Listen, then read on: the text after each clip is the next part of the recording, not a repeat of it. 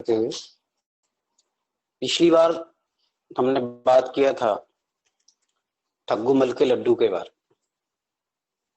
ठग्गूमल के लड्डू जो कानपुर की मशहूर मिठाई की दुकान है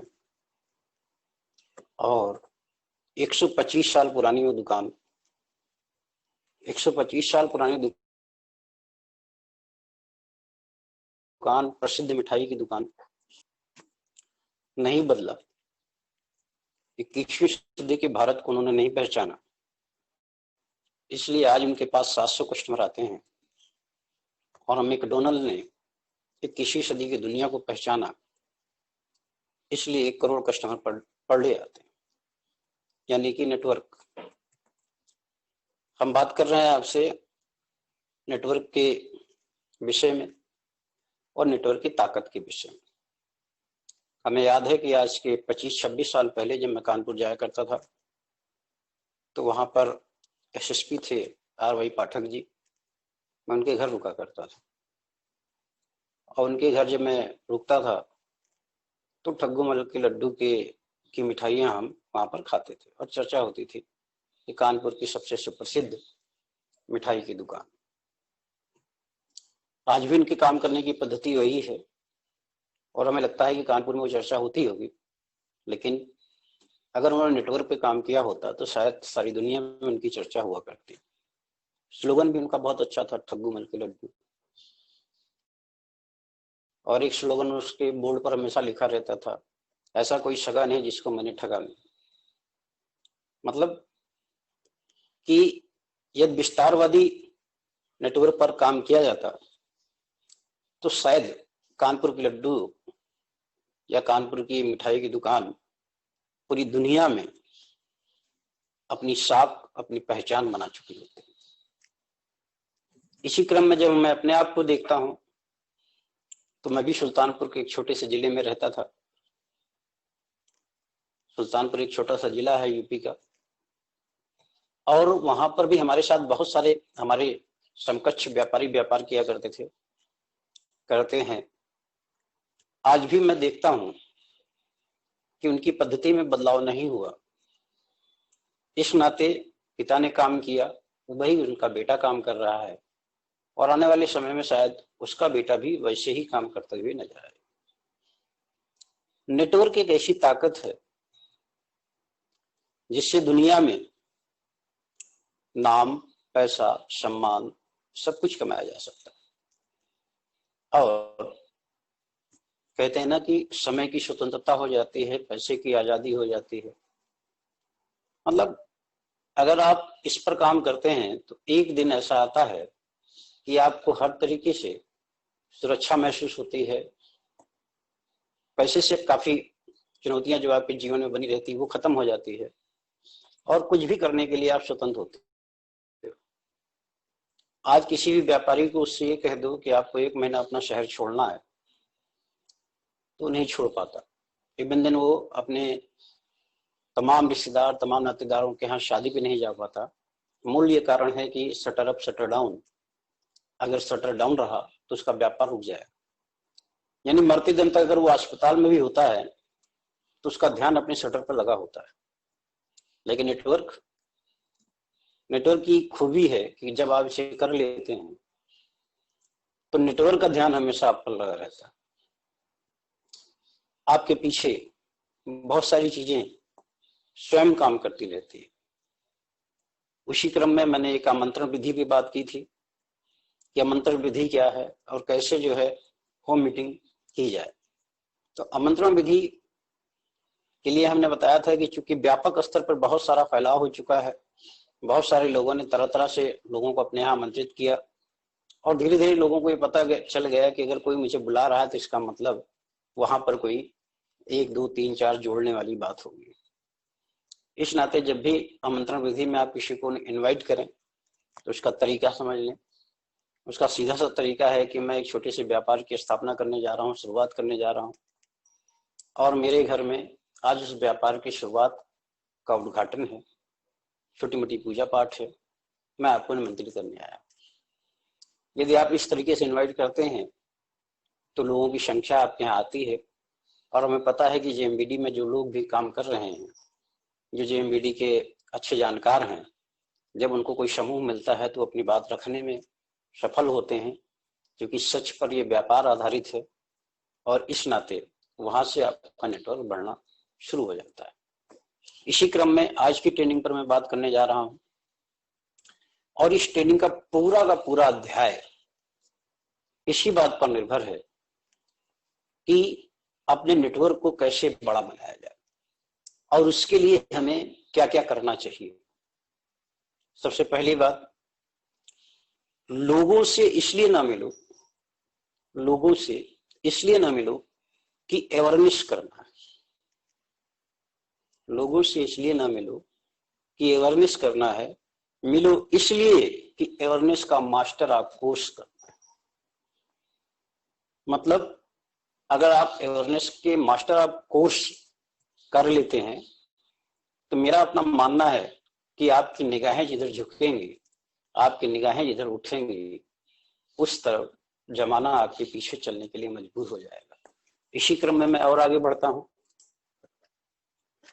अब इसको थोड़ा सा आप समझिएगा कि नेटवर्क की पढ़ाई कैसे की जाए। दुनिया में, इस भारत देश में जितने भी कोर्स हैं, चाहे वो डॉक्टरी का कोर्स हो, चाहे वो एलएलबी का कोर्स हो, चाहे वो इंजीनियरिंग का कोर्स हो, सभी प्रोफेशनल पढ़ाई करते हैं।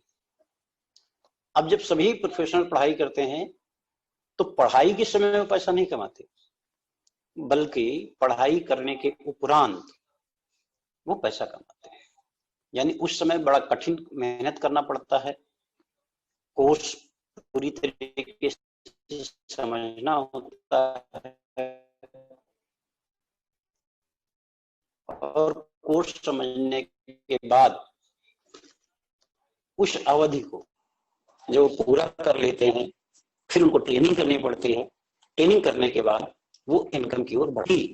अवेयरनेस, अगर हमें अवेयरनेस करने की ट्रेनिंग मिल गई, कैसे किया जाता है इसकी जानकारी मिल गई और उससे हमने उसमें अपनी पूरी, कहते हैं कि कोर्स का अध्ययन हमने पूरा कर लिया, तो किन्हीं भी परिस्थितियों में आपको आपके मन चाहा परिणाम मिलेगा।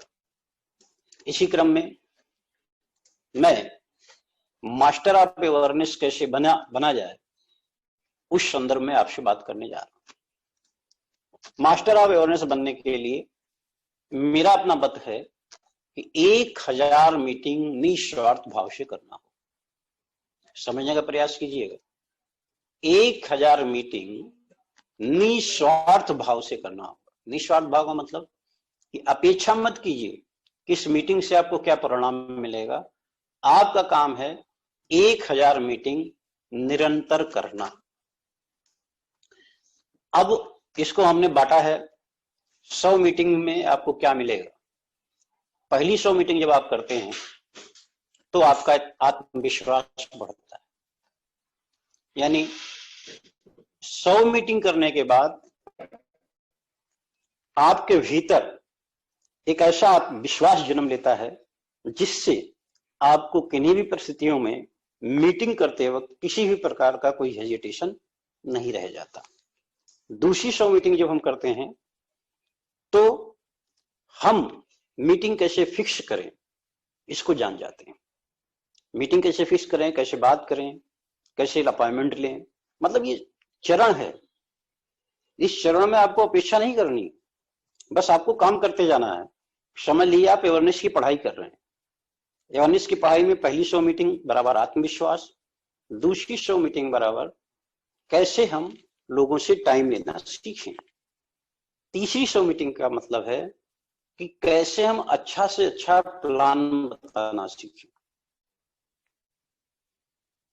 तीसरी 100 मीटिंग का मतलब है कि अगर हम इसको कर ले जाते हैं तो हम कैसे अच्छा से अच्छा प्लान लोगों को बता सकते हैं, इसकी हमें जानकारी हो जाती है। चौथी 100 मीटिंग का मतलब यह है कि आवश्यकताओं पर फोकस दिलाने के लिए, यानी एक व्यक्ति के जीवन में नेटवर्क आवश्यक क्यों है और उससे अपने जीवन में क्या क्या बदलाव ला सकता है।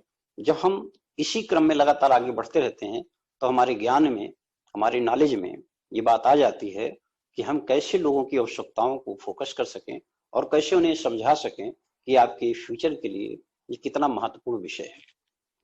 इसी तरीके से पांचवी पांचवी 100 मीटिंग जब हम करते हैं, इसका मतलब है कि ऑब्जेक्शन हैंडलिंग हमें आ जाती है। जब भी कोई व्यक्ति किसी प्रकार का कोई प्रश्न करता है, जब भी कोई व्यक्ति हमारी बातों से अपनी बातों का इत्तेफाक नहीं रखता, तो हम 100 मीटिंग से सीख जाते हैं कि कैसे हम उनकी समस्त बातों का जवाब दे सकते हैं। इसी तरीके से अच्छी क्लोजिंग के लिए भी हमें 100 मीटिंग सीखनी होगी, हमें 100 मीटिंग करनी होगी। यानी कि मीटिंग करने के साथ साथ उसको क्लोज करना। क्लोज करने का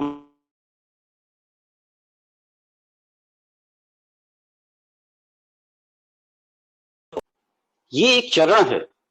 इस चरण में आप लगातार अगर आगे बढ़ते रहते हैं तो एक दिन, मेरा निजी मत है कि आपके पीछे ये आपका जो नॉलेज बढ़ता है, जो आपका ज्ञान बढ़ता है, ये एक बहुत बड़े नेटवर्क की स्थापना करता है। अगर जल्दी सफल होना चाहते हैं तो 3 महीने बराबर 1000 मीटिंग्स। 3 महीने में आप 1000 मीटिंग कर डालें। मेरा ये मानना है कि आपकी सफलता बहुत जल्दी आपके पास आएगी। अगर थोड़ा और लेट आप करना चाहते हैं तो 3 साल में 1000 मीटिंग्स कीजिए। धीरे धीरे आपके पास सफलता आए कि जब आनी हो सफलता आए तो कोई चिंता का विषय नहीं। 300 साल है आपके पास 1000 मीटिंग करने के लिए। 300 साल में 1000 मीटिंग कीजिए और सफल हो जाएगी।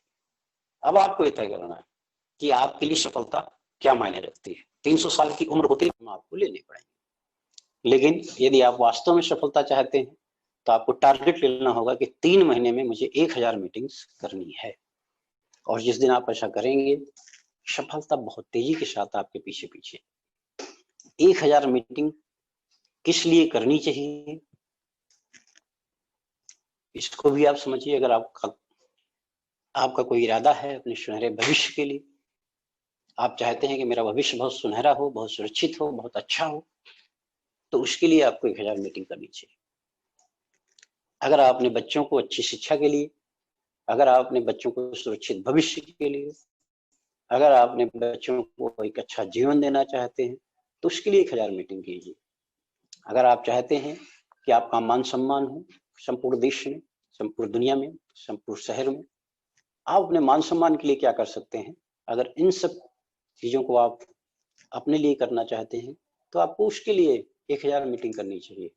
आपको रिटायरमेंट के लिए 1000 मीटिंग करनी चाहिए कि कल आप जब काम करने योग्य नहीं होंगे, आप रिटायरमेंट प्लान कर रहे होंगे, तो उसके लिए आपको 1000 मीटिंग करनी चाहिए।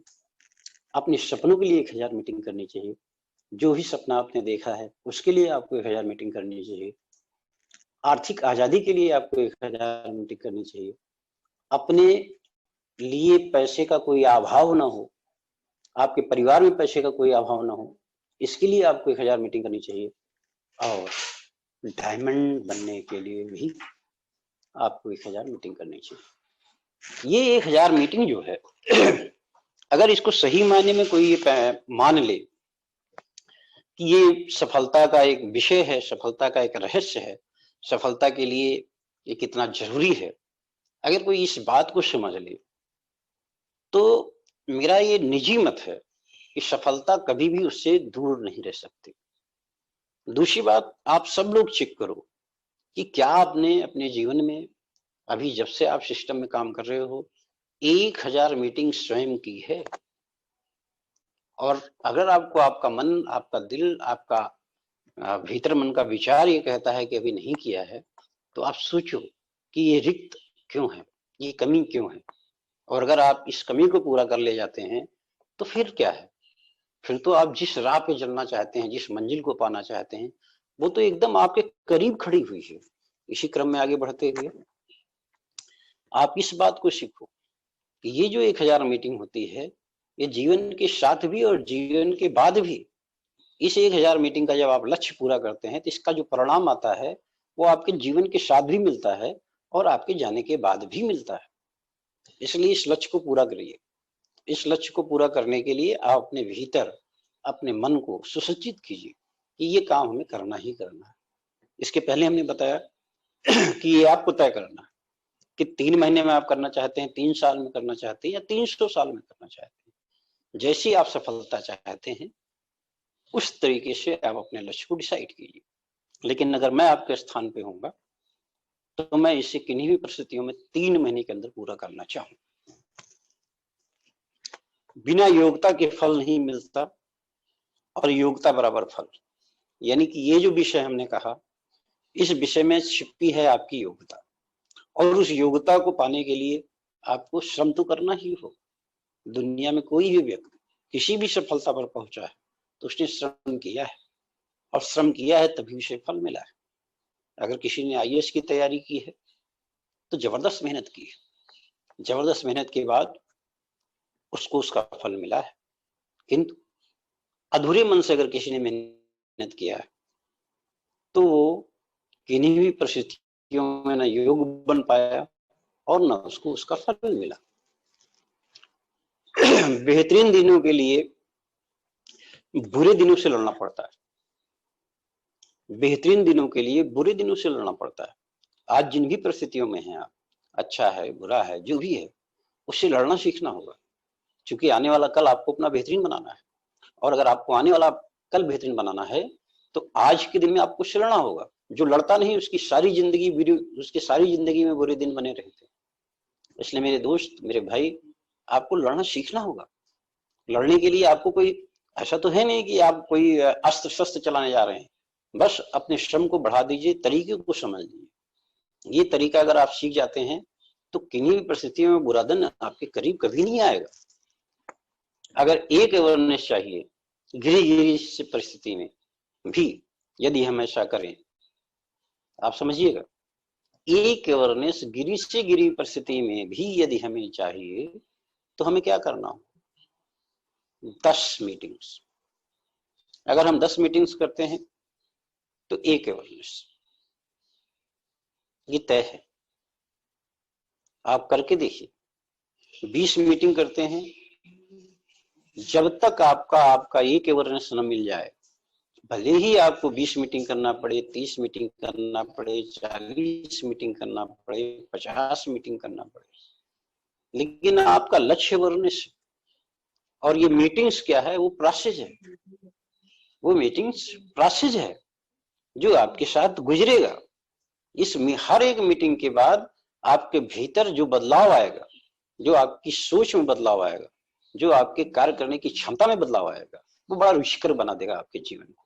इस नाते अगर आप इस नेटवर्क के विशाल समूह को बनाना चाहते हैं तो आपका लक्ष्य awareness, awareness, awareness, awareness, awareness, awareness, awareness, awareness. और इस अवेयरनेस के लिए आपको काम करना क्या पड़ेगा? Meetings, meetings, meetings, meetings, meetings, meetings, meetings. ये परिणाम है जो निश्चित मिल सकता है अगर आप ऐसा करते हैं। ये सच है कि अगर आप इस तरीके से निरंतर क्रमबद्ध तरीके से काम करेंगे, ये परिणाम आपको मिलेगा ही। कोई नहीं रोक सकता, किन्हीं भी परिस्थितियों में कोई नहीं रोक सकता। ऑब्जेक्शन हैंडलिंग ये एक विषय है जो मीटिंग के साथ ही आएगी। अगर आप निरंतर मीटिंग करेंगे तो सामने वाले के भीतर मन में कौन सा सवाल उठने वाला है वो आपसे पूछे, इससे पहले आप समझ जाएंगे।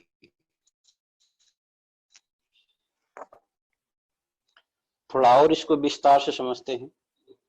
जमीन के बाहर, यानी जब पौधा जब तक जमीन, लेकिन जैसे जमीन के बाहर आता है लोगों को दिखने लगता है, समझ में आने लगता है कि हाँ ये पौधा उग रहा है, उजाला उसे दिखाई पड़ने लगता है। और पौधे की जो क्षमता है वो क्या होती है? उसे आंधी भी बर्दाश्त करना पड़ता है, तेज बारिश भी बर्दाश्त करना पड़ता है, सूखा भी बर्दाश्त करना पड़ता है। इन सब चीजों में वो निरंतर बना रहता है, संघर्ष करता रहता है। और जो वो निरंतर संघर्ष करता रहता है, बना रहता है, तमाम परेशानियों को झेलते हुए फिर वो वृक्ष बन जाता है, और वृक्ष जब बन जाता है फल देने लगता है, और ऐसा फल देने लगता है कि उसकी सुखद अनुभूति होने लगती है। इसीलिए ये तय मान के चलिए कि आपको भी जब 1000 मीटिंग करने की आदत बनानी है तो बिना स्वार्थ के आप बस अपनी मीटिंग करते जाइए। एक दिन ऐसा आएगा कि आपको दिखाई पड़ेगा कि पौधा जमीन के बाहर निकल आया है, उसने आंधी भी बर्दाश्त कर ली, उसने तेज बारिश भी बर्दाश्त कर ली, उसने सूखा भी बर्दाश्त कर लिया, उसने संघर्ष भी कर लिया, और देखते देखते वो वृक्ष बन जाएगा। और वृक्ष बन जाएगा तो आप समझ रहे हैं कि फल स्वादिष्ट होने लगेगा। महत्वपूर्ण प्रश्न, संघर्ष किसे नहीं मिला स्वीकार करो। एक भी ऐसा सफल व्यक्ति ढूंढ के लाओ जिसने संघर्ष न किया। कोई भी, राजनीति के क्षेत्र में ले लो, कला के क्षेत्र में ले लो, खेल के क्षेत्र में ले लो, हर एक व्यक्ति को सफलता के पहले संघर्ष करना पड़ता है, और संघर्ष के बाद जब उसे सफलता मिलती है तो वो कहानी बनती है, इतिहास बनता है। आज नरेंद्र मोदी जी ने धोनी को एक पत्र लिखा, कितना भावुक पत्र था, आप ध्यान दीजिए। मतलब उस संघर्ष के बाद, उस सफलता की कड़ी में जब उन्होंने अपने योगदान को जोड़ा तो सारी दुनिया उनके सामने नतमस्तक हुई। और हमें आपको ये करना होगा, हमने भी किया है, सबने किया है, और सबने किया है तो परिणाम मिला है। और जिनको जिनको परिणाम मिला है वो हमारे आपके बीच आज हैं, हर क्षेत्र में हैं, और उनसे हमें सीखने को मिलता है। इसी क्रम में आप इस बात को समझने की कोशिश कीजिए, जब भी आप प्लान दो, आप ये कभी मत सोचो कि किसी ने आपको नो कहा है, बल्कि आप ये समझो कि व्यक्ति आपको रिजेक्ट नहीं करता, बल्कि आपके प्रपोजल को करता है। यानी आपको अपना प्रपोजल कैसे रखना है ये सीखना होगा। हमें क्या तैयारी करनी चाहिए, बात करने की कला सीखनी पड़ेगी। बात करने की कला सीखने के लिए ऐसा है नहीं कि किसी क्लास में से सिखाया जाए, ये तो बात कर करके ही सीखा जा सकता है। और बात कर करके सीखने को बात करनी पड़ेगी। बात करने के लिए आपको किसी का इंतजार नहीं करना होगा कि कोई यही चले आपसे बात करना सिखाए। देखिए, निर्भरता और आत्मनिर्भरता दो चीजें हैं। अगर आप आत्मनिर्भर बनना चाहते हैं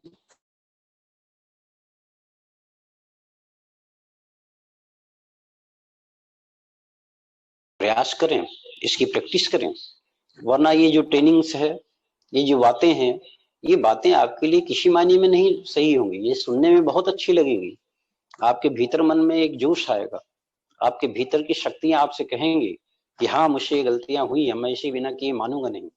लेकिन जैसे आप आगे बढ़ेंगे आपके भीतर मन की शक्तियां ही कमजोर पड़ जाएंगी, क्योंकि उसको लड़ने की आदत नहीं है। और अगर उसको लड़ने की आदत नहीं है तो वो जब भी उसके सामने कोई इस तरीके का चैलेंज आएगा, वो किन्हीं भी परिस्थितियों में उस चैलेंज को स्वीकार नहीं कर पाएगा, लड़ नहीं पाएगा, और अगर लड़ नहीं पाएगा तो हार जाएगा। इसलिए जितनी भी ट्रेनिंग हो रही है, इस ट्रेनिंग का एक मूल उद्देश्य है। इस ट्रेनिंग को निरंतर आपको इसका अध्ययन करना पड़ेगा, इसको निरंतर सीखना पड़ेगा, और सीखते हुए जब आप इसका प्रैक्टिस करेंगे, सीखते हुए जब इसका अभ्यास करेंगे, सीखते हुए जब आप लगातार इस क्रम में बने रहेंगे, तो मेरा मानना है कि सफलता आपकी दीवानी हो जाएगी। ऐसा मैं इसलिए कह रहा हूं कि हम लोगों ने इसका अनुभव लिया है। समझना, समझाना, सीखना पड़ेगा, और परिणाम भी इसी तरीके से आता है। हमने इसके पीछे कई बार इस तरह का जिक्र किया है, लेकिन मैं पुनः जिक्र कर रहा हूं कि एक क्लास में मान लो मेडिकल स्टूडेंट है, 50 लोग एक क्लास में पढ़ रहे हैं, उनको पढ़ाने वाला एक टीचर है, 50 लोगों को पढ़ाया जा रहा है, 50 लोग उस विषय को पढ़ रहे हैं। इसी तरीके से सेमेस्टर वाइज टीचर बदलते रहते हैं और 50 स्टूडेंट बने रहते हैं। टीचर एक ही होता है और 50 को पढ़ाता रहता है। धीरे धीरे धीरे धीरे कोर्स पूरा हो जाता है और डिग्री मिल जाती है। डिग्री मिलने के बाद लोग डॉक्टर बन जाते हैं। ठीक इसी तरीके से आप लॉ के छात्रों को ले लीजिए, वो भी 50 लोग हैं, उनको भी अलग अलग टीचर आके पढ़ाते हैं और उनको भी डिग्री मिल जाती है। किसी भी प्रोफेशन में ले लीजिए, 50 बच्चों को पढ़ाने के लिए एक टीचर होता है, पढ़ाता सबको एक ही साथ है और सबको डिग्री मिल जाती है। लेकिन समझने वाला विषय यह है कि जब वो बाहर आता है, एक डॉक्टर जिसकी फीस किसी की 50 रुपए है, किसी की 100 रुपए है और किसी की 1000 रुपए है, किसी की 10,000 रुपए। डॉक्टर वही है, कोर्स वही है। अंतर क्या है? अंतर केवल ये आया कि एक डॉक्टर जो मरीज के मर्ज को पहले समझता है और फिर दवाओं से समझा देता है, उसकी फीस बढ़ जाती है। एक डॉक्टर न मरीज के मर्ज को समझ पाता है, न दवाओं से समझा पाता है, उसकी फीस कम हो जाती है। यानी समझना और समझाना सफलता की कड़ी है। इसी क्रम में एक वकील जब बन जाते हैं, सारे एक साथ निकलते हैं, किसी की फीस 50, किसी की 100, किसी की 500, किसी की 10 लाख।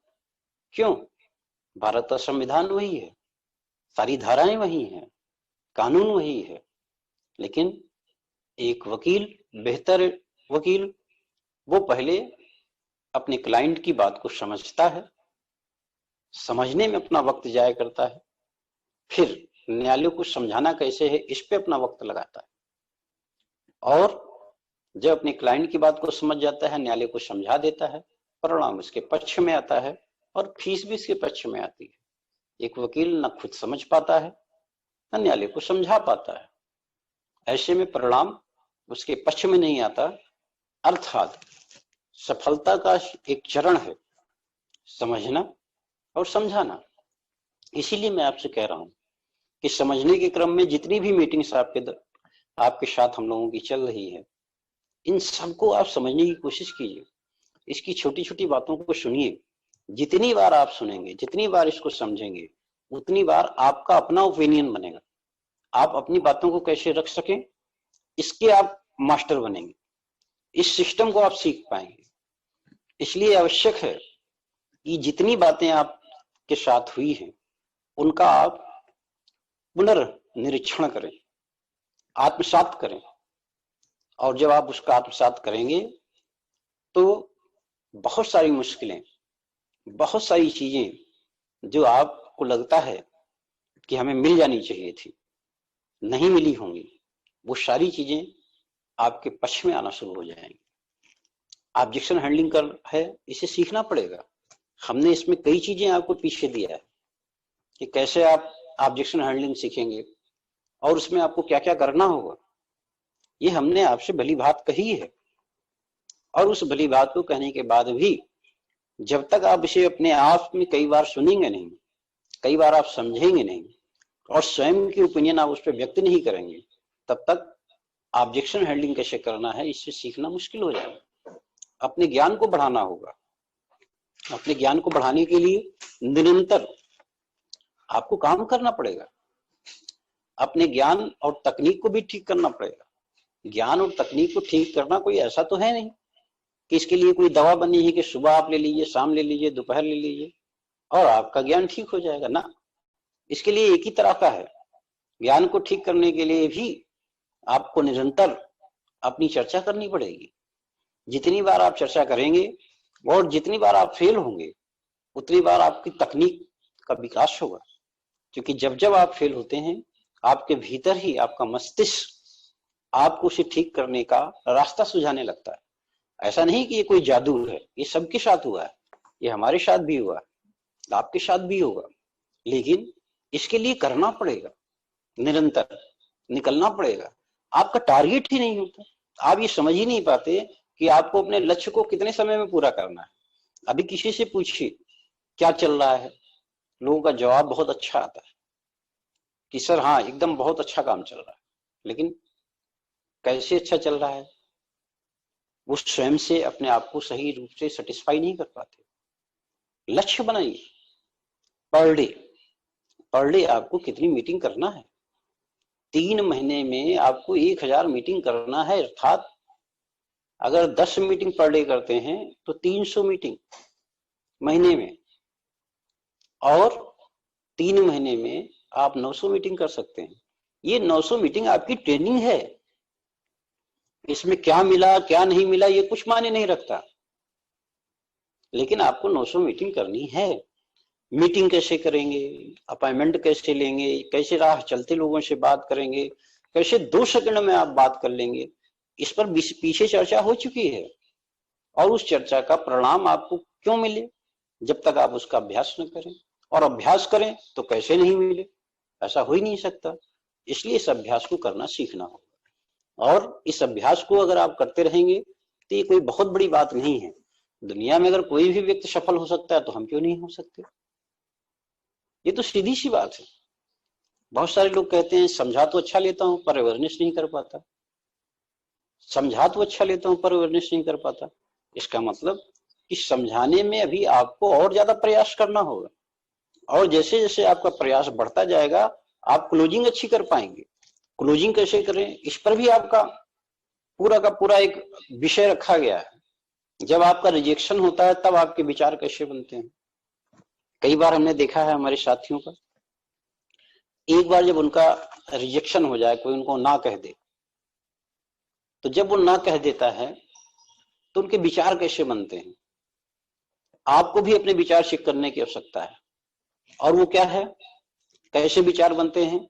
कई बार हम अपनी किस्मत को दोष देने लगते हैं और दूसरों में कमी ढूंढने लगते हैं।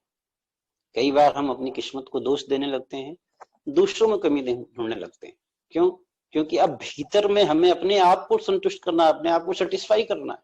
इसलिए हम अपने को किन्हीं भी परिस्थितियों में कमजोर नहीं मानने को तैयार है। अब हमारा काम क्या है कि हम सबसे पहले तो किस्मत को दोष देते हैं, फिर दूसरा कि दूसरों में क्या कमी है हम उसको ढूंढने लगते हैं। जब भी हम कहीं फेल होते हैं तो फेल होने का एक ही रास्ता है कि उसमें सफल कैसे हों, लेकिन दूसरी तरह की विचारधाराओं से हम ग्रसित हो जाते हैं। यहां तक हमने देखा है कि बहुत सारे लोग ये मानने लगते हैं कि मैं काम तो बहुत कर रहा हूं, मेहनत तो बहुत कर रहा हूं, है ना, परिणाम नहीं आ रहा है। पूजा पाठ और भगवान को प्रसन्न करने में लग जाते हैं कि हो सकता है कि कहीं कोई कमी रहे तो ईश्वर पर, भगवान को प्रसन्न करने में लग जाते हैं। लेकिन भगवान भी कहता है कि कर्म प्रधानता, जिसने कर्म प्रधानता सीख लिया है उसकी राह को प्रशस्त करने के लिए हम सदैव विद्यमान हैं, सदैव उसके साथ रहते हैं। लेकिन यहाँ क्या होता है, हम तरह तरह के विचारों से ग्रसित हो जाते हैं, कुंडली चेक कराने लगते हैं, भाग रेखा चेक कराने लगते हैं, कहाँ से क्या कमी हो रही है, बहुत सारी चीजें करते हैं। लेकिन अंतःकरण को जीतने की जो तरीका है, जो तकनीकी है, उससे दूर हो जाते हैं। अगर उससे दूर हो जाते हैं तो परिणाम, भाई सफल लोग और साइंटिस्ट किस तरह से सोचते हैं, किस तरह से सोचने लगते हैं, आप उसको समझने का यत्न कीजिए। भगवान ने हमें आंखें दी हैं, 2 आंखें दी हैं। ये आंखों का काम क्या है, आंखें सामने भी देखती हैं, बाएं भी देखती हैं, दाएं भी देखती हैं, ऊपर भी देखती हैं, नीचे भी देखती हैं, दूर का भी देखती हैं, पास का भी देखती हैं। भगवान ने इसमें शक्तियां दी हैं, ये सब कुछ कर सकते हैं, लेकिन ये स्वयं के भीतर नहीं देख सकते।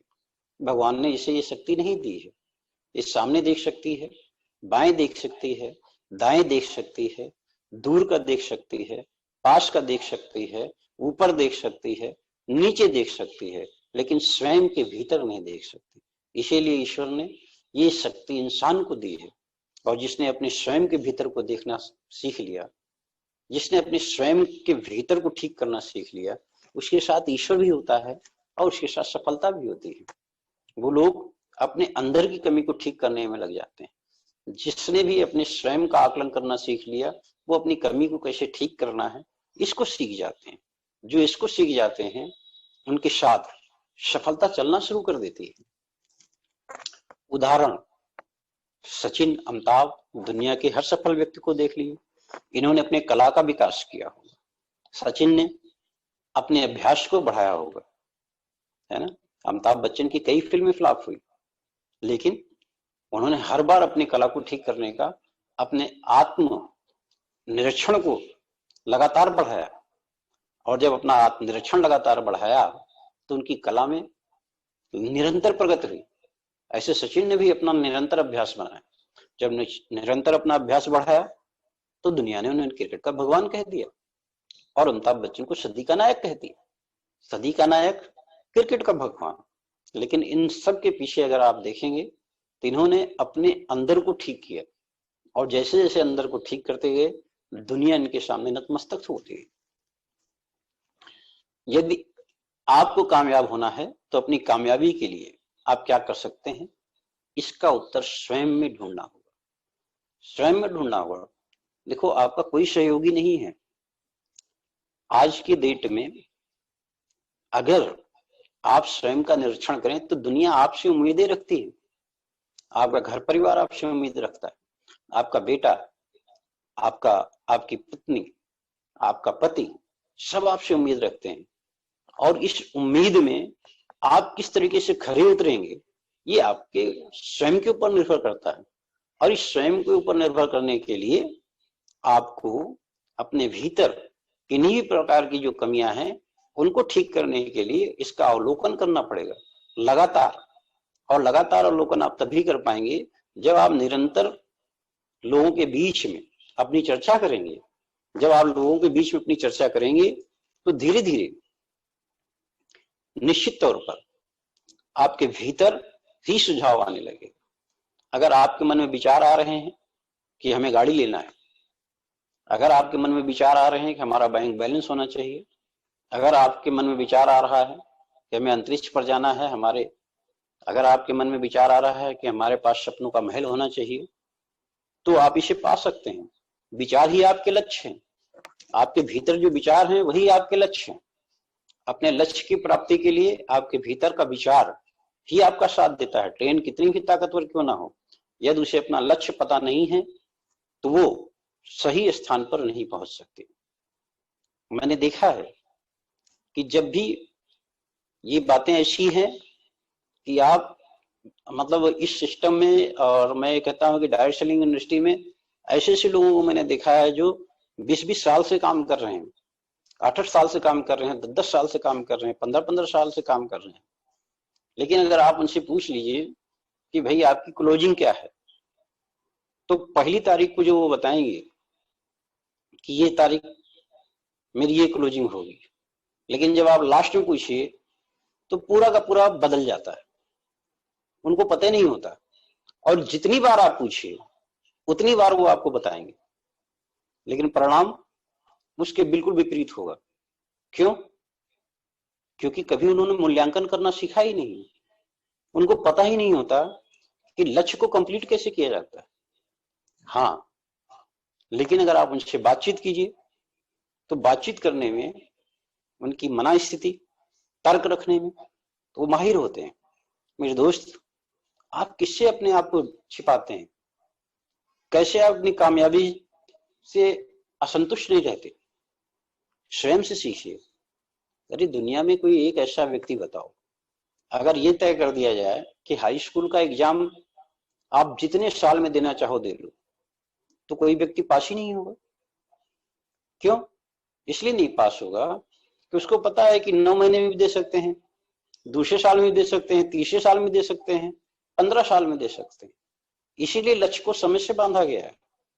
इसलिए कहा गया है कि भाई 9 महीने का कोर्स है, आपका एग्जाम होगा, आप फर्स्ट से सेकंड में जाएंगे, सेकंड से थर्ड में जाएंगे, थर्ड से फोर्थ में जाएंगे, यानी हर बार आपको वृद्धि करना है।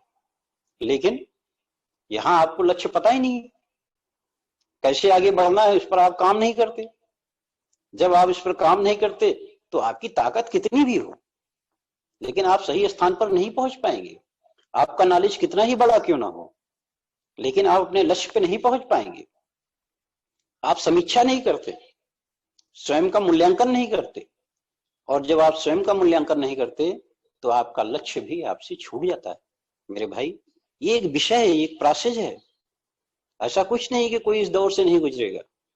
5 साल के लिए सत्ता आती है, वहां तय किया जाता है कि अगर आप 5 साल में आएंगे तो क्या क्या आप करेंगे, और अगले 5 साल में फिर आपकी समीक्षा होती है। अगर आप उसमें खरे उतरते हैं तो वापस आपको लोग वोट देते हैं, नहीं उतरते तो सरकार बदल दी जाती है। इसलिए आपको अपने लक्ष्य को पाने के लिए आपको स्वयं की समीक्षा करनी पड़ेगी। हर पल कैसे आपको आगे बढ़ना है, इसे सीखना होगा। रोज आपको अपने आप से लड़ना होगा और अपना ही रिकॉर्ड तोड़ना होगा। यदि आप दिन भर में 500 रुपए का काम करते हैं तो अगले दिन आपको लक्ष्य बनाना होगा कि 500 रुपए के साथ साथ 10 पैसे ही क्यों ना बढ़े, लेकिन इस बार 500 प्लस 10 पैसे, नेक्स्ट डे 20 पैसे, उसके नेक्स्ट डे 30 पैसे।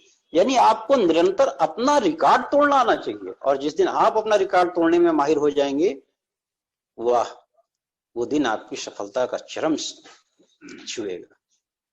आप अपने लक्ष्य की उस ऊंचाइयों पर पहुंचेंगे, उस शिखर पे पहुंचेंगे जहां पर पहुंचना लोग चाहेंगे, जहां लोग आपको छूना चाहेंगे, जहां लोग आपको पाना चाहेंगे।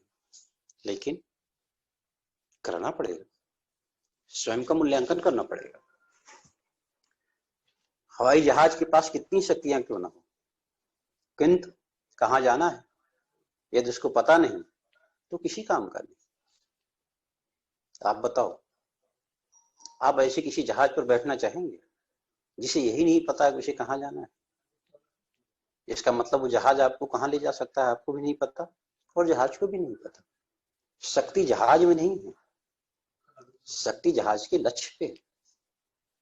उसे तय करना होता है हमें कहां जाना है। एक मिसाइल, उसे तय करना होता है उसे कहां जाना है। जब उसे इस शक्तियों के साथ अपने लक्ष्य को टारगेट करना आता है तो महत्वपूर्ण हो जाता है, वरना मिसाइल किसी काम का नहीं। आप कितनी बढ़िया मिसाइल बना लीजिए, लेकिन लक्ष्य को टारगेट न कर सके, वो मिसाइल किसी काम का नहीं। ये जहाज भी किसी काम का नहीं जो अपने लक्ष्य को टारगेट न कर सके। इसी तरीके से बहुत अच्छी लग्जरी बस क्यों ना हो, है, वो भी किसी काम की नहीं जब उसे जाना कहाँ है ये पता ना। इसीलिए कहा गया है कि हर पहली तारीख को आप सबकी एक मीटिंग होनी चाहिए, और उस मीटिंग में तय करना चाहिए कि इस महीने के लास्ट में हमें जाना कहाँ है, और हम उसको तय कैसे करेंगे, वहां पहुंचेंगे कैसे, उसकी प्लानिंग करनी पड़ती है और प्रतिदिन उसकी समीक्षा करनी पड़ती है। हमें यकीन है कि आप ऐसा जरूर करेंगे। लेकिन फिर मैं आपसे पुनः अनुरोध कर रहा हूं कि यदि आप इन विचारों से अपने आप को दूर रखेंगे, इन विचारों के समीप नहीं आएंगे, इस पर लोग रोज पुनर्निरीक्षण नहीं करेंगे, बीती हुई तमाम बातों को आप संग्रह नहीं करेंगे, उसे सुनेंगे नहीं, तो लक्ष्य मुश्किल हो जाएगा। इसीलिए मैं आपसे कह रहा हूं। और एक इंसान जिसके पास लक्ष्य नहीं, वो मोबाइल में व्यस्त है। आप देख लीजिए, लोगों के पास, जिसके पास काम नहीं है, उसके पास एक काम बहुत अच्छा है। वो क्या है? वो फेसबुक है, यूट्यूब में व्यस्त है ना, इंस्टाग्राम में व्यस्त है, त्रस्त है, क्योंकि उसके पास लक्ष्य नहीं।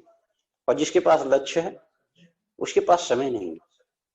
वो हर एक पल एक ही सोच में जीता है कि आज मेरा ये टारगेट है और मुझे इसे पूरा करना है, कुछ भी हो, कुछ भी हो, पूरा ही करना, पूरा ही करना, पूरा ही करना।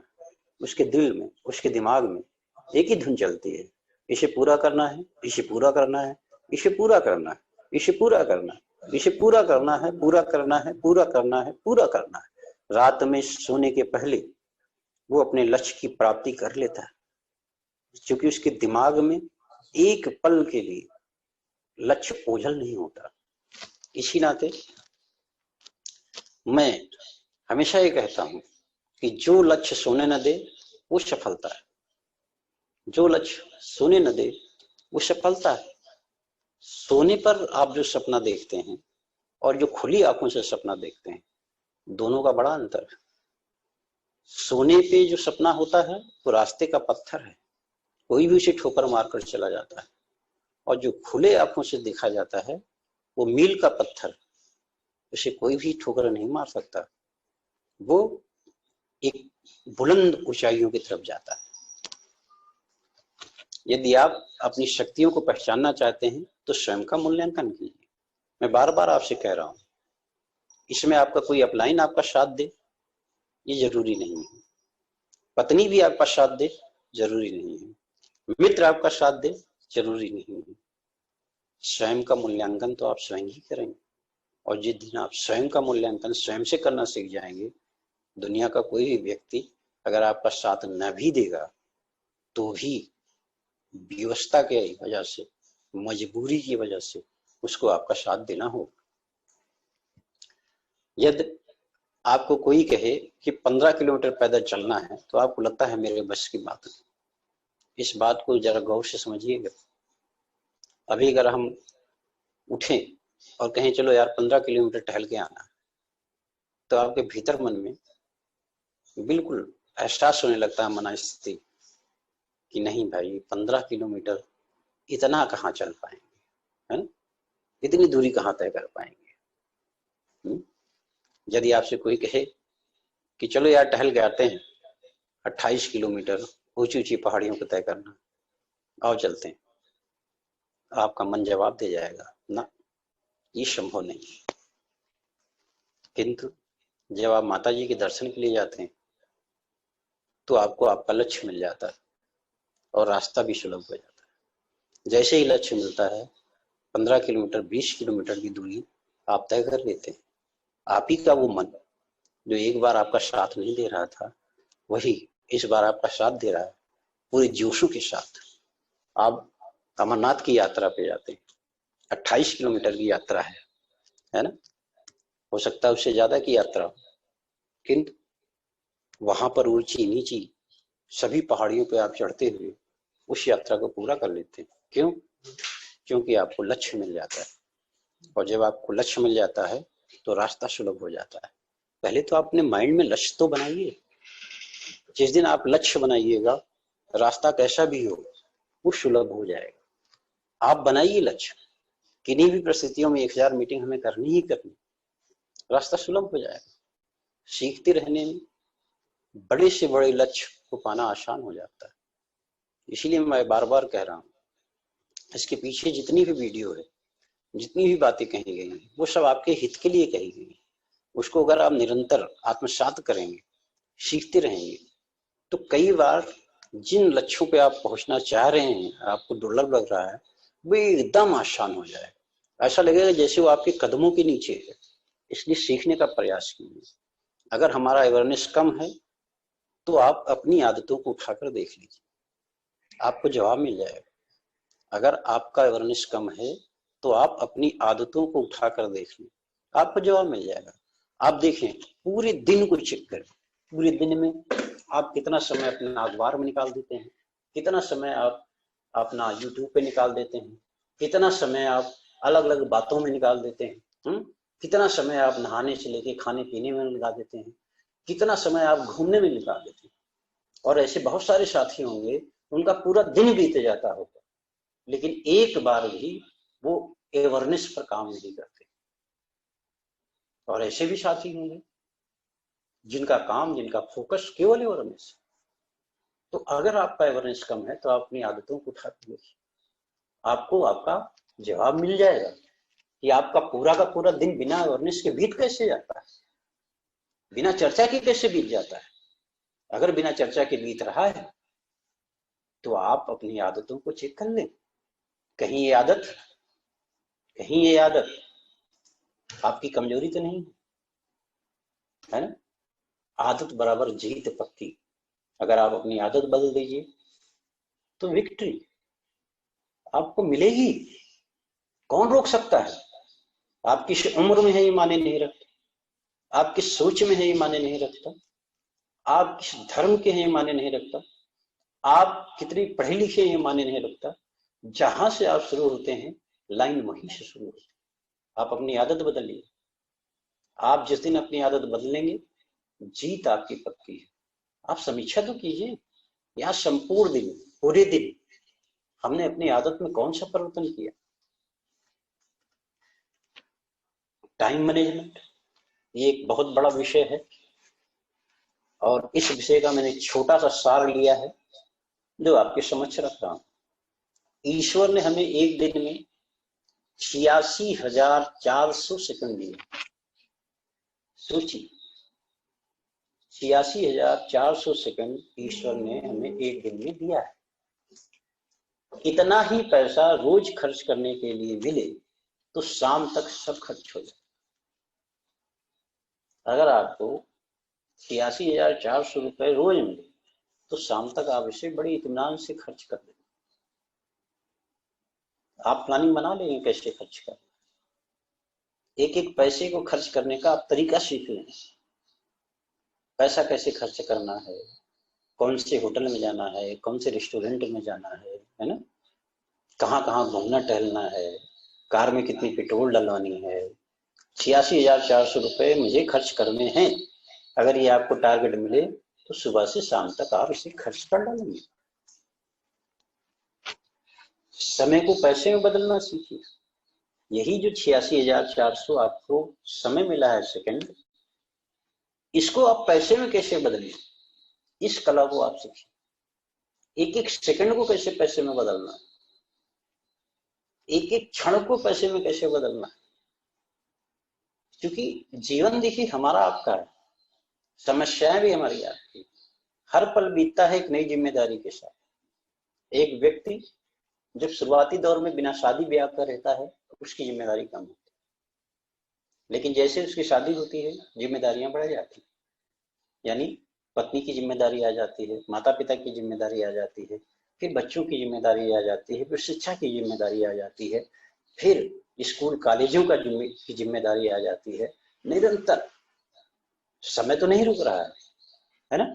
लेकिन समय खर्च करने की कला यदि आप में है, यदि आप इसे कैसे खर्च करना है इसे सीख लें तो हर समय आपका मूल्यवान हो जाएगा। और अगर आप इसे पैसे में बदलना सीख लें तो एक एक सेकंड की आपको कीमत मिलने लगेगी। यहाँ तक कहा गया है कि बिल ग्रेड अगर उनका इतना पैसा गिर जाए तो उसे उठाने के लिए इसलिए नहीं झुकेंगे क्योंकि उससे ज्यादा समय उनका, जितना समय उठाने में लगेगा उससे कई ज्यादा समय उनको, उससे कई ज्यादा गुना पैसा उनको मिल जाएगा। आप समझो, हर एक सेकंड की वैल्यू है, लेकिन आप खर्च कैसे कर रहे हैं ये तो आप ही तय करेंगे। अगर आप इसे तय करना सीख जाते हैं तो हर एक पल आपका पैसे में बदल जाएगा। क्योंकि 86,400 सेकंड अगर हमारे यूं ही खर्च हो जा रहे हैं तो हमारी कल्पना, हमारी शिकायत, हमारी सफलता, जो कुछ भी हमारे मन में है, जैसे भी विचारों से हम ग्रसित हैं, जिन भी तरीके के परिणामों को हम देख रहे हैं, उन सब की नैतिक जिम्मेदारी हम पर बनती है।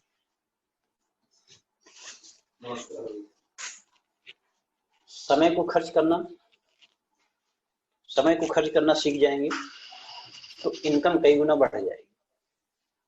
इसलिए आपको समय सीखना, समय को खर्च करना सीखना। समय ही हमारे आपके जीवन का मूल्य विषय है और उस समय का हमारे पास न तो कोई मैनेजमेंट है कि कैसे उसको हम खर्च करना सीखें, कैसे उसको हम ये सीखें कि किस तरीके से उसको हमको बनाना है, एक एक पल कैसे हमें खर्च करना है, उसका टाइम टेबल क्या होगा। अगर हमारे पास इसकी जानकारी नहीं है तो हमारा समय यूं ही खर्च होता है। सकारात्मक विचार हमें प्रेरणा देते हैं, सकारात्मक विचार हमें प्रेरणा देते हैं, यानी कि हमारे विचारों में कई चीजें शामिल हैं। वो चीजें क्या है? अच्छे विचार। अच्छे विचार हमें अच्छे परिणाम देते हैं। लेकिन अच्छे विचार आएंगे कहाँ से? वो आपके भीतर, वो आपकी संग्रह, वो आपके संगत, वो आपकी अध्ययन शैली, सब पर निर्भर करता है। इसीलिए कहा गया है मन के हारे हार है और मन के जीते जीत। यदि आपके भीतर, आपके मन में अच्छे विचार हैं, अच्छी तरीके से आपने अपनी सकारात्मक सोच को, सकारात्मक विचार को बना रखा है, तो सफलता वो निश्चित तौर पे आपके करीब है। और यदि आपका विचार आपको थका देता है, आपको हरा देता है, तो फिर आपकी वैसी ही सोच बन जाती है। आप कितने सफल हैं ये मायने नहीं रखता, माने ये रखता है कि असफलता के बाद आप क्या सोचते हैं। बहुत बार हमने देखा है कि हम जो कुछ सोचते रहते हैं उस तरह के परिणाम हमें मिलते रहते हैं और उस परिणाम में हम बहुत खुश रहते हैं। लेकिन एक बार यदि कहीं से हमें असफलता मिल जाती है तो मेरी मनस्थिति टूट जाती है, हम डिप्रेशन में आ जाते हैं। ऐसे कई लोगों को हमने देखा जो एक अच्छी शिक्षा की जानकारी रखते हैं। हमने कई लोगों को देखा जो वास्तव में बहुत मेहनती हैं, लेकिन एक हल्की सी ठोकर, एक हल्की सी सफलता ने उन्हें तोड़ कर रख दिया। कई बार लोगों ने आत्महत्या कर ली। क्यों कर लिया? क्योंकि वो एक बार असफलता को बर्दाश्त नहीं कर पाता। इसीलिए मैं कहता हूं कि आप कितने सफल हैं ये मायने नहीं रखता, माने ये रखता है असफलता के बाद आप क्या सोचते हैं। क्या आप वास्तव में संघर्ष करने के लिए फिर से तैयार हो जाते हैं? यदि आप संघर्ष करने के लिए वापस तैयार हो जाते हैं अच्छे विचारों के साथ, तो परिणाम आपके पक्ष की ओर आता है। एक विचार है किसी लेखक का कि हम रेगिस्तान में भी फूल खिला सकते हैं अगर हम में आत्मविश्वास जिंदा है। सच है। आप देखो, एक छोटी सी स्टोरी, पहाड़ को काट कर रास्ता बनाना, लेकिन किसी के भीतर मन में विचार तो आया कि मेरा कोई साथ दे ना दे, लेकिन मैं एक रास्ता बनाऊंगा, और उसने रास्ता बनाया। ये विचार ही तो है, और विचार ही हमें आगे ले जाता है। विचार हमें शिक्षा की ओर आगे ले जाता है, विचार हमें सफलता की ओर आगे ले जाता है। विचार हमेशा जीवन को सुलभ बनाता है। इसीलिए वैचारिक संगत हमें करनी चाहिए। वैचारिक संगत दो प्रकार की होती है, एक अच्छे मित्रों के साथ, एक अच्छी किताबों के साथ, एक अच्छी वीडियो के साथ। अगर हम अपनी वैचारिक शक्तियों को बढ़ाना चाहते हैं तो हमें संगत अच्छी करनी पड़ेगी। और संगत अच्छी करने के लिए आपको ये तय करना होगा कि आप किस रास्ते पे जाना चाहते हो। अगर आप अच्छे रास्ते पे जाना चाहते हो तो अच्छे विचारकों के साथ, अपने अच्छे मित्रों के साथ अपने विचारों को निरंतर चर्चा में लाएं, अच्छी किताबों के साथ, अच्छे वीडियो के साथ। ये हम में से हर एक व्यक्ति के लिए उपयोगी है, और जिनके लिए भी उपयोगी है उनको एक सुलभ रास्ता भी मिलता है। मेरे भाई, इस नाते आप सबको अपने विचारों को निरंतर तौर पर बदलना होगा। हम भी आज न जाने कितनी किताबों का अध्ययन करते हैं। उन किताबों के अध्ययन को करने के बाद उसमें से कुछ अच्छे शब्दों को लेकर आते हैं। उन अच्छे शब्दों को लेकर आने से अपनी आदतों पर, अपने भीतर मन पे, अपनी भावनाओं पर उसका प्रभाव लेकर आते हैं। जीवन में आप ये माने नहीं रख पाए कि आप किस स्थिति में हैं, बल्कि माने ये रखता है कि स्थिति कैसी भी हो आप उसे बदल सकने की क्षमता रखते हैं। और यदि रखते हैं तो निश्चित तौर पर आपके विचारों में एक बहुत बड़ी गति है। हमें अपने अंदर कोई एक परिवर्तन लाने की आदत डालनी है। ये डालिए, सुबह उठने की आदत डालिए, प्रतिदिन 1 घंटे की अध्ययन की आदत डालिए। एक विचार, ऐसी बहुत सारी आदतें, ऐसी एक आदत हमारे आने वाले दिन को बहुत सुंदर बना सकती है। ये सब कहते हैं कि सुबह उठनी चाहिए, लेकिन हम में से कितने लोग इसका पालन करते हैं? क्योंकि ये आदत है। सुबह बहुत गहरी नींद आती है। जब आप सुबह उठने की कोशिश करते हैं तो नींद आपको बिल्कुल साथ आपका छोड़ना नहीं चाहती। आप जब किताबों का अध्ययन करने की बात करते हैं तो मन बहुत जगह जाता है, लेकिन किन्हीं भी परिस्थितियों में किताबों के अध्ययन के लिए नहीं जाता। इसलिए ऐसी आदतें बनाइए। कुछ दिन आप प्रैक्टिस करेंगे, आदत बन जाएगी। सुबह उठने की आदत बन जाएगी, अच्छी किताबों को पढ़ने की आदत बन जाएगी, और जिंदगी भी सुंदर बन जाएगी। एक छोटी सी बूंद लगातार गिरती रहे तो एक पत्थर को भी तोड़ सकती है। शर्त केवल इतनी सी है, इस छोटी सी बूंद को लगातार गिरना पड़ेगा। आप देखो, घनघोर बारिश से बहुत सारे मकान नहीं ढहते, लेकिन छोटी छोटी बूंद अगर लगातार गिरती रहती है तो बाढ़ आ जाती है।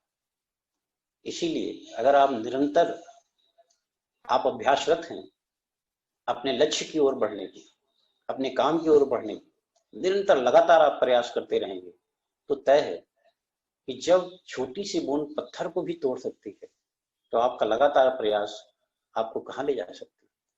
इसलिए आप निरंतर अपने प्रयास को करते रहें, लगातार करते रहें। यहाँ सबसे अहम बात यह है लगातार।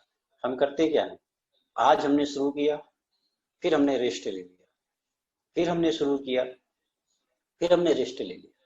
आप बताओ, एक मिलिट्री की जवानों की ट्रेनिंग होती है, 9 महीने लगातार ट्रेनिंग होती है। अगर उनको इस तरीके से ट्रेनिंग दी जाए कि आज आप ट्रेनिंग करेंगे, फिर आप 20 दिन बाद आएंगे, फिर आप ट्रेनिंग करेंगे, फिर आप 40 दिन बाद आएंगे, क्या वो ट्रेनिंग कभी पूरी हो सकती है? नहीं हो सकती। इसीलिए ट्रेनिंग का जो समय है, यानी कि सीखने का जो समय है, करने का जो समय है, वो लगातार करनी पड़ती है।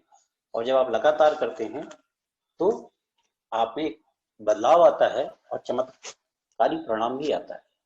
कोई एक काम लगातार करके देखो, साल भर मनचाहा परिणाम मिलेगा। साल भर आप लगातार करके देखो, अच्छी किताबें पढ़ने देखो, अच्छी वीडियो सुनना देखो, आप सुबह उठना सीखो, है ना। स्वास्थ्य के प्रति आप सजग हो जाओ, आप अपने काम के प्रति सजग हो जाओ। साल भर करके तो देखो, आप जैसा चाहोगे वैसा परिणाम आपको मिलेगा। ट्रेनिंग सुनना हो सकता है, आप अपनी आदतें बनाइए। लेक्चर सुनना हो सकता है, इसमें वीडियो देखना हो सकता है। ये सब हम पर बहुत फर्क डालता है। बस एक छोटा सा वादा करें, 10 प्लान बोझ, अगर ऐसा करते हैं तो साल भर बाद जो परिणाम आएंगे वो आपकी चाहतों के अनुसार आएंगे। बस एक पानी की बूंद बन जाओ जो लगातार गिरे, जो लगातार गिरे। काम कैसे करें? काम ही हमको जिंदा रखता है। अगर हमारे पास कोई काम ही नहीं है तो हमारी कार्यशैली क्या होगी, हमारी दिनचर्या क्या होगी। इसीलिए काम क्या करना है, कैसे करना है, दिनचर्या क्या होगी, उसको हमें लिपिबद्ध करना हो, उसे लिखना हो, टाइम टेबल बनाना हो। और उस टाइम टेबल के अनुसार यदि हम काम करेंगे तो हमारे पास बहुत सारा काम हो और उन कामों का परिणाम भी होगा। इसीलिए कहते हैं ठहरा हुआ इंसान और रुका हुआ पानी दोनों सड़ जाते। ठहरा हुआ इंसान, इसका मतलब कि अब उसमें जान नहीं रहेगी, कोई उसे एक पल अपने यहाँ नहीं रख सकता। और किसी भी जगह अगर पानी रखा हुआ है, मतलब एकदम ठहरा हुआ है, तो पानी से बास आने लगती है। इसीलिए निरंतर हमें काम करना होता है, निरंतर हमें हिलना डुलना होता है। बच्चा माँ के पेट में हिलना डुलना बंद कर दे तो डॉक्टर घोषित कर देते हैं कि ये मर चुका है, क्योंकि उसने हिलना डुलना बंद कर दिया। सफलता के लिए भी अगर आप ठहर जाते हैं तो कोई आपका इंतजार करने को तैयार नहीं। दुनिया बहुत तेजी के साथ भाग रही है, कोई आपके साथ रहना नहीं चाहता। आज आप देखो, पति पत्नी में डाइवोर्स हो रहे हैं, माता पिता में झगड़े झगड़े हो रहे हैं, है ना, बच्चे आपस में झगड़ा कर रहे हैं। इन सब के पीछे क्या है? इन सब के पीछे क्या है? आर्थिक लड़ाई। लोग क्या कर रहे हैं, अपनी मना स्वार्थ के लिए, मना स्थितियों के लिए निरंतर लगातार भाग रहे हैं। लेकिन भागने की गाइडलाइन क्या है, उसका तौर तरीका क्या है, वो तय नहीं कर पा रहे। आप मान लो फिजिक्स के डॉक्टर बनना चाहते हैं, यानी फिजिक्स के आप स्टूडेंट हो और आप 4 महीने फिजिक्स पढ़ते हो और आपको इसमें पीएचडी करनी है, फिर आपका मन चेंज हो जाता है। फिर आप कहते हो नहीं मैं केमिस्ट्री पढ़ूंगा, फिर आप कहते हो नहीं मैं केमिस्ट्री के साथ भूगोल भी पढ़ूंगा। यानी आपका लक्ष्य तय नहीं है। आप किसी भी स्थिति में, किसी भी क्षेत्र में कहीं भी सफल हो पाओगे? तय करना पड़ेगा और उस पर निरंतर प्रयास करना पड़ेगा। ये आपके मन का विषय नहीं है, ये आपके करियर का विषय है, ये आपके चुनाव का विषय है, ये आपके आगे बढ़ने का विषय है। इसलिए जब भी आप कोई लक्ष्य लीजिए, जब भी कोई आप डिसीजन लीजिए, निरंतर उस पर बढ़ने के लिए आप अपने आप को सुझाव दीजिए और तब तक आप बढ़ते रहिए जब तक आपको उसमें महारत न हासिल हो। आपके मस्तिष्क में क्या विचार चल रहा है ये मायने नहीं रखता। आपके मस्तिष्क में क्या विचार चल रहा है ये मायने नहीं रखता। मैं वर्णिश नहीं कर सकता, ये मायने नहीं रखता। मैं 10 प्लान नहीं रोज दिखा सकता, ये मायने नहीं रखता। 10 दिन में एक भी ज्वाइनिंग करेंगे अन्य प्रकार के विचार, ये मायने नहीं रखता। जिस पेड़ की जड़ खराब होगी उसके फल भी खराब होंगे। इसलिए आपके भीतर जो आपका विचार है, अगर उसका जड़ खराब है तो उसके फल भी खराब होंगे। सच्ची माने में पहले तो आपको अपने विचारों से लड़ना होगा। जब आपका विचार सही होगा, जब आपका विचार सच होगा, जब आपका विचार किसी कामयाबी की ओर अग्रसर होने की कोशिश करेगा, तो निश्चित से उसके फल भी अच्छे आएंगे। इस नाते यदि परिणाम अच्छा लाना चाहते हैं तो अपने विचारों को भी परिवर्तन लाना होगा। इसीलिए मैं कहता हूं कि विचार आपके विचार अगर अच्छे होंगे तो आपका परिणाम भी अच्छा होगा। मैं आपसे इस सब्जेक्ट के बाद विदा लेना चाहूंगा, लेकिन एक बात मैं आपको बताना चाहता हूं कि इस देश में जब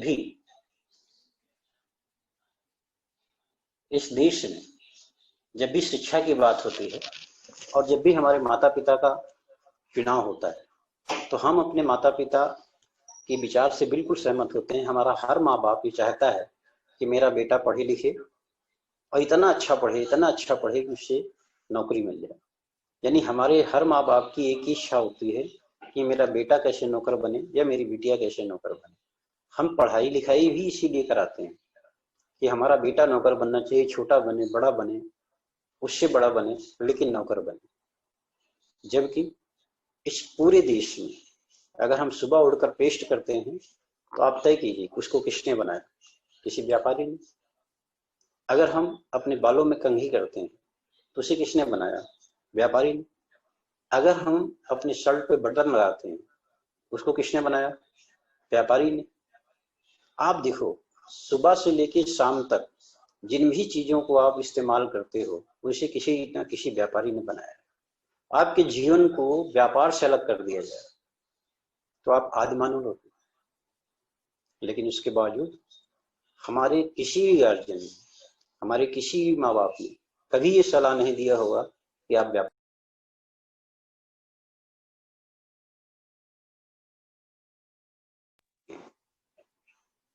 उसे पता है कि व्यापार करने के लिए कड़ी मेहनत करनी पड़ती है और सुखद जीवन वो अपने दिमाग में पहले से बना रखता है कि सुबह शाम सुबह शाम सुबह शाम किसी तरह से नौकरी मिल जाए और इसका जीवन कट जाए। दोस्तों, व्यापार को यदि जीवन से अलग कर दिया जाए तो जीवन आदिमान।